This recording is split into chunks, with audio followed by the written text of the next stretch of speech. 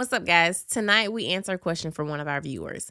It reads, "Hey fam, I'd like to see a video of you and your wife giving your stance on keeping in touch with opposite friends from the past while in a relationship." Mm.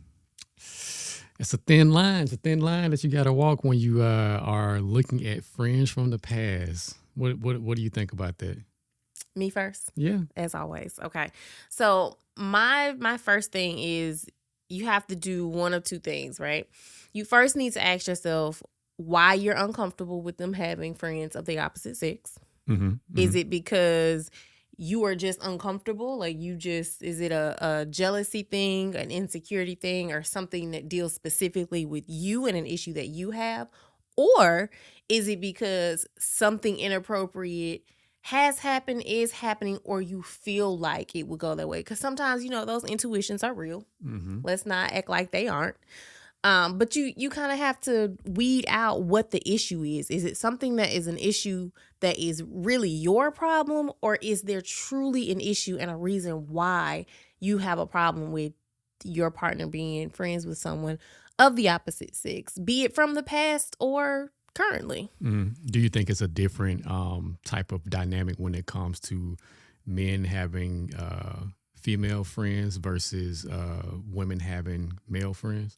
No, I think it should be the same across the board. Think so? And I'm asking that because, in my brain, a male's brain, you kind of know how other men interact with women. You know how a lot of people, they just simply believe that men and women cannot be friends on a platonic level. Mm-hmm. A lot of times it's kind of difficult to gauge men's interactions with your mate because a lot of times those men have ulterior motives and it's hard to gauge. Now, speaking from the past, you really have to be in a place to where you have to be able to meet this person, kind of gauge their energy around your mate, and kind of go from there. It's kind of difficult to say, okay, well, you need to cut this guy off from the past because I'm the man now. I'm the only man that's going to be in your life. I think that's kind of unfair. But I would say in this scenario, it is a very thin line, like I said in the beginning, because on one side, maybe this friend has been a true friend. But on the other side, you have to know your mate well enough to know, hey, is she or he telling me the truth about the history between these two?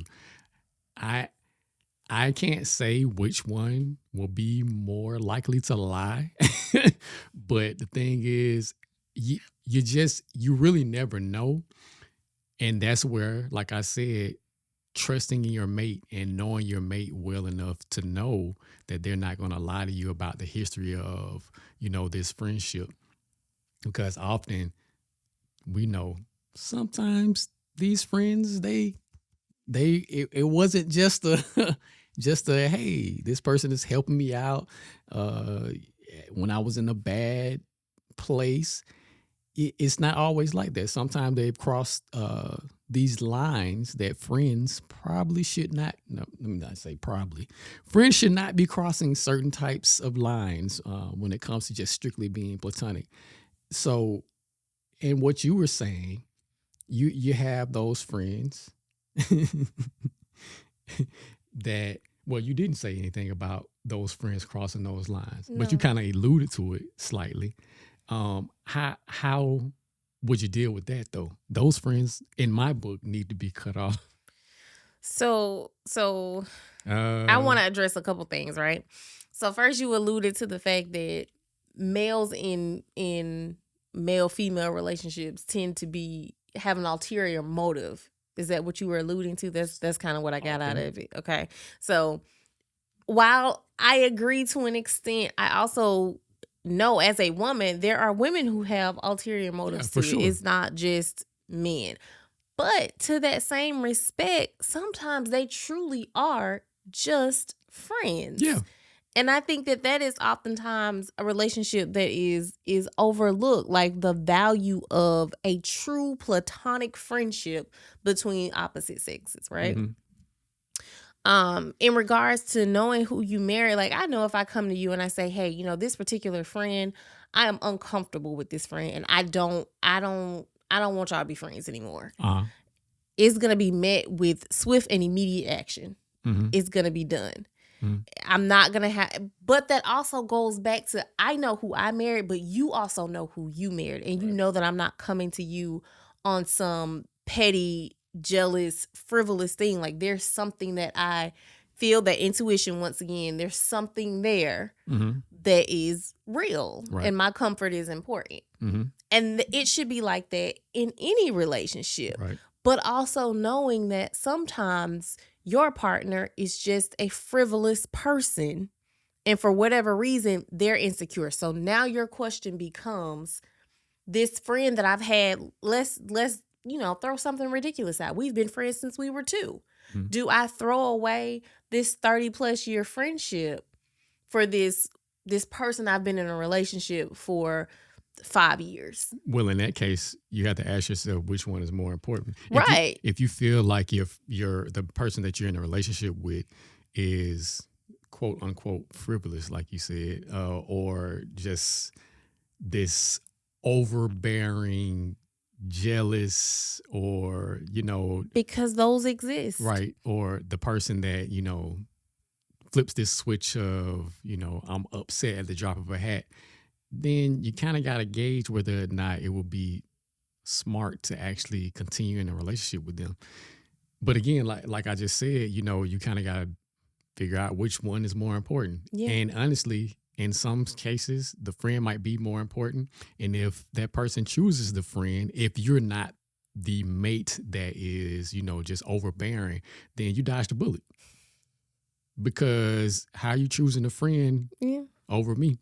If I am conducting myself in a manner that makes logical sense, right? But if I know for myself that I'm always just chomping at the bit, every time I see my mate around a person of the opposite sex, then obviously I'm the common denominator and I'm the problem, because I don't see a person getting in one relationship and just acting like that. I feel like that will probably be some type of a trend with them. But in this scenario, you said, should you throw away a 30-year, friendship? What do you do with that if your mate is not one of those people? That's difficult. That's very difficult. Because I think about us. We were true platonic friends before we started dating, right? We had a true platonic friendship. It became something more later on, but it was truly platonic. And I consider if we had never started dating, right? And we had gone on and remained true platonic friends, right? You'd gone on and gotten married or in a serious relationship, and I'd done the same. And our partners, one or the other, was like, hey, I don't like this. I would have cut you off. Because that's the type of person I am. I know. But you were such a good friend, babe. That's fine. However, my partner is going to be the one that's coming first, because that's who I got to go home to, sleep in the bed with. And here's the thing. I'm not doing you as the friend. I'm doing my partner. So if my partner is uncomfortable with you, then you got to go. Male or female.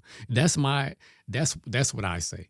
If your partner is a great partner, they're logically thinking, they're not thinking based off of emotions and just strictly intuition, right. Maybe there's something to back up what they're saying, and that y'all had a history, then come on, man. Now, I will say, because I did not answer your question about whether or not, if lines were crossed within that quote unquote platonic relationship, do I think that the relationship needs to end? Yeah. Like, y'all can still be acquaintances. Yeah. No, like, you don't have to necessarily go ghost. I'm not that quote unquote insecure, but hanging out, one-on-one lunch and stuff like that, no. Yeah. That at that point, that for me at least, that becomes a bit inappropriate because a door has already been opened and you walk through it, and it might be cracked now. Right. And that opportunity still presents itself. Not to say that it doesn't present itself in other situations, but that's a door that you've already walked through. Yeah. So, and in that situation, you can only hope that you have a partner with enough integrity to actually let you know that something like that happened. But I don't know how many people in the dating arena are in that space, in that mind space, to be able to just say, hey, in the past, I had, a little hookup with Darren or Sophie, whatever y'all people's names are. Oh my God. I don't know how many people would actually admit to that, because that can cause some turmoil. What you mean you had a hookup? You've been hanging with this person this whole time?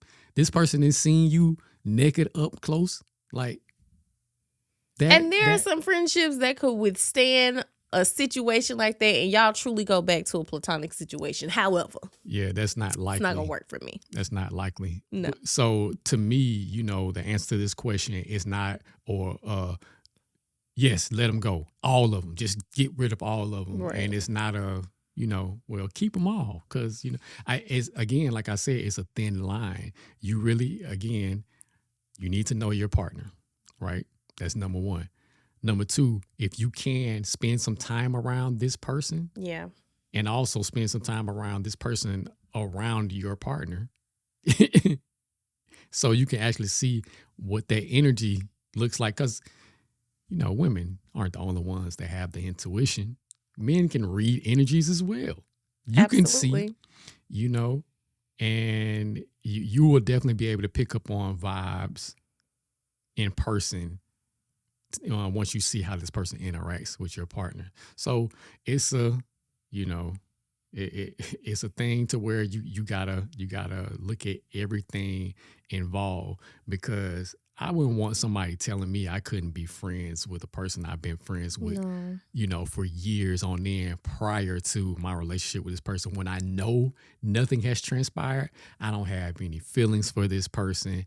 And to my knowledge, this person doesn't have any feelings for me, and they haven't voiced anything. So why do I need to get rid of this person? But I would, though, if I asked them to. So, and for reference, just so y'all know, we not just talking to talk.